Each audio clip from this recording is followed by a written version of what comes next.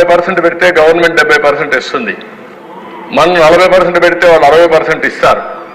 మనం 40% ఇవ్వలేక, 30% ఇవ్వలేక, 10% ఇవ్వలేక వచ్చిన డబ్బులు డైవర్ట్ చేసి కడానా డబ్బులు కూడా వాళ్ళు ఇవ్వకుండా బ్లాక్ లిస్ట్లో పెట్టే పరిస్థితికి వచ్చారు. అది ఒక హౌసింగ్ తీసుకోవచ్చు, ఒక ఎస్సీ కార్పొరేషన్ తీసుకోవచ్చు, ఏదైనా సరే అన్నిట్లో ఇదే జరిగే పరిస్థితికి వచ్చింది. అందుకే అక్కడ ఫిస్కల్ పారామీటర్స్ మీకు కొన్ని పెట్టారు, ఎకనామిక్ ఇండికేటర్స్. ఎలక్ట్రిసిటీ డ్యూటీ మనం ఉన్నప్పుడు 6 పైసలు వేసి, తెలుగుదేశం ఉన్నప్పుడు 6 పైసలు వేసింది, ఇప్పుడు రూపాయి చేశారు. ఆ రూపాయి కూడా ఆ రోజు 6 పైసలు ఎలక్ట్రిసిటీ బోర్డే తీసుకున్నారు.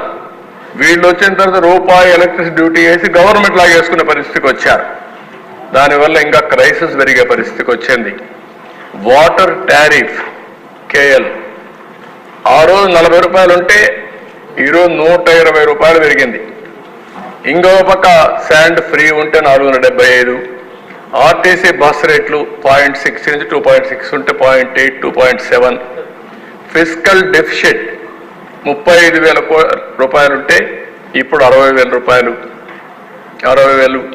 అదే డెట్ టు జిఎస్టిపి రేషియో 44% ఉంటే 53%. ఇన్ఫ్లేషన్ 4.5 నుంచి 6.2. పర్ క్యాపిటా డెట్ 74,790 ఉంటే ఇప్పుడు 1,44,336. పర్ క్యాపిటల్ ఇన్కమ్ 13.2% ఉంటే 9.5% తగ్గిపోయింది. ఇండస్ట్రియల్ క్రెడిట్ గ్రోత్ 15.3% అప్పుడు గ్రో అయింటే ఇప్పుడు 6.8%. అంటే క్రెడిట్ తీసుకున్న వాళ్ళు కూడా లేరు, అప్పులు తీసుకొని మళ్ళీ ఇన్వెస్ట్మెంట్ పెట్టడానికి కూడా ముందుకు రాని పరిస్థితికి వచ్చాం. ఇంకో పక్క పర్ క్యాపిటా పవర్ కన్జంప్షన్ 9% అప్పుడు గ్రో అయితే ఇప్పుడు 2% గ్రోత్కి వచ్చేసింది. కరెంటు వాడకం కూడా తగ్గిపోయే పరిస్థితికి వచ్చింది.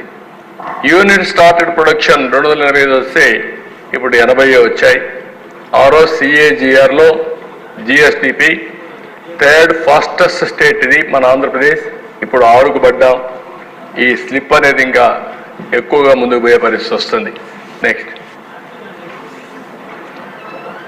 నెక్స్ట్ ఇప్పుడు ఇక్కడ చూసినప్పుడు ఫైనాన్షియల్ స్ట్రెస్ ఉంది. ఇంకో పక్క ఎక్స్పెండిచర్ కూడా ఒకసారి మీరు చూస్తే మీకు అందరికీ ఒక క్లారిటీ రావాలి. నేను ముందే చెప్పాను, 9,74,000 కోట్ల రూపాయలు అప్పు ఉంది.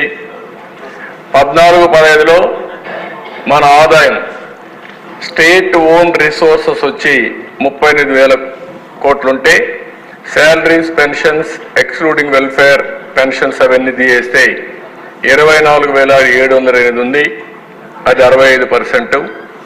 18-19కి అది 84.9% పెరిగింది. 2023-24కి 106% పెరిగే పరిస్థితి వచ్చింది. ఇవన్నీ కూడా మనకు salaries, pensions, unpaid HR liabilities ఇవన్నీ వస్తాయి. అంటే ఈరోజు దీనివల్ల ఏమైంది, ఎక్కువ ఆధారపడే పరిస్థితికి వచ్చాం, అప్పుల మీద ఎక్కువ బారో చేసే పరిస్థితికి వచ్చాం.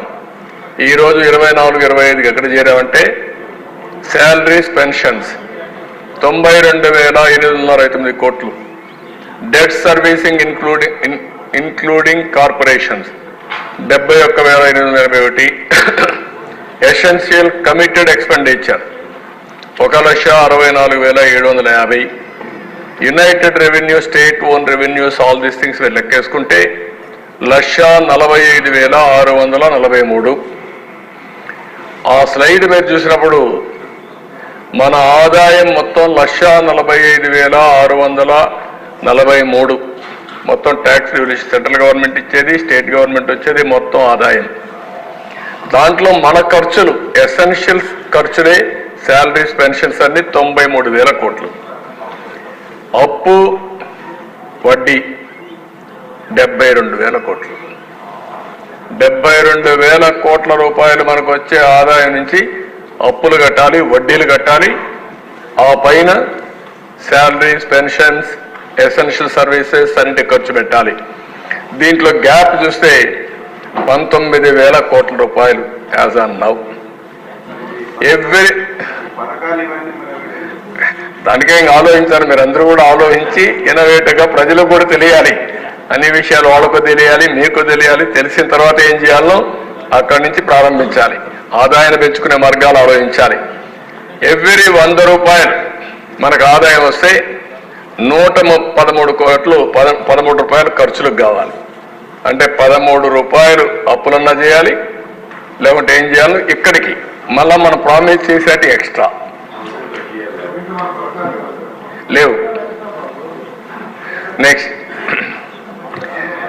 ఇక్కడ యాజ్ ఆన్ టుడే మళ్ళా పరిస్థితి ఒకసారి మీరు గుర్తుపెట్టుకోవాల్సింది, నేను చెప్పాను రాష్ట్ర ఆదాయం, కేంద్రం ఇచ్చే ట్యాక్స్ డెవల్యూషన్స్, సిఏఎస్పి, క్యాపిటల్ రిసీప్ట్స్ అన్నీ కూడా పబ్లిక్ డెట్ అన్నీ కూడా పెట్టుకుంటే ఇక్కడ పబ్లిక్ డెట్ కూడా తీసుకొచ్చే అప్పులు కూడా 2,39,140 రూపాయలు కోట్లు, salaries 92,000, debt servicing 72,000, welfare pensions 33,000, power subsidy 14,000, PDS 5,000, Aarogyasri, diet, MDM, anganwadi 6,000, సిఏఎస్పి 24,000, administrative expenditure 3,400, total expenditure 2,50,000, total ఆదాయం 2,39,000.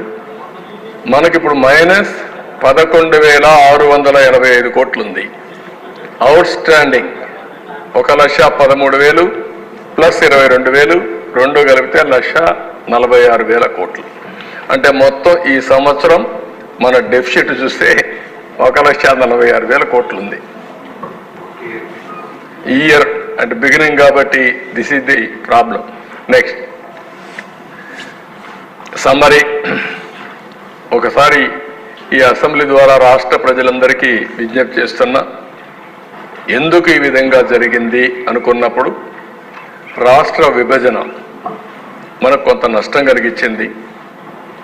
ఆ రాష్ట్ర విభజనను కూడా అధిగమించడానికి మనం ఆ రోజు అనేక కార్యక్రమాలు ఆలోచించి తెలంగాణ రాష్ట్రానికి ఏవైతే అడ్వాంటేజ్ వచ్చాయో మనం అవన్నీ కూడా ఏ విధంగా అధిగమించాలి, ఏ విధంగా ఇక్కడ ఒక ఎకో సిస్టమ్ క్రియేట్ చేసుకోవాలని ఆలోచించాం.